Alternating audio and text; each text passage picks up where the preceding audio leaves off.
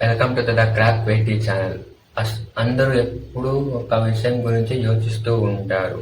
కానీ ఎంత యోచించినా ఆఖరికి సిక్కే సమాధానం కేవలం తలనొప్పి మాత్రమే. అదే విశ్వం. విశ్వం అని అనగానే మన తలలో ఎన్నో యోచనలు పారుతూ ఉంటాయి. ఎలాంటి యోచనలంటే, మనలాంటి జీవరాశులు ఈ విశ్వంలో ఎక్కడైనా ఉంటాయా లేక ఉండవా అని.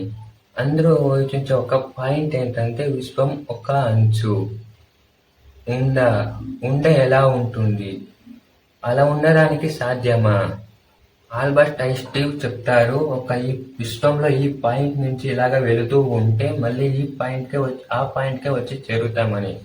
దానికి మీరు మరియు నేను చెప్పే సమాధానం ఎలా? ఇప్పుడు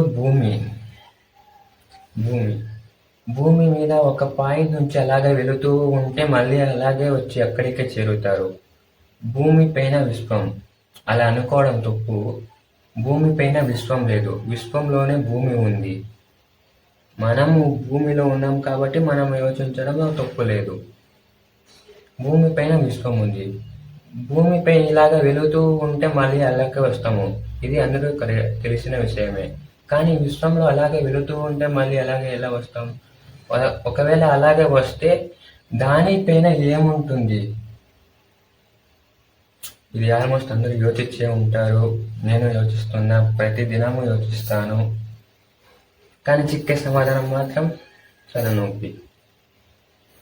మీరే యోచించండి.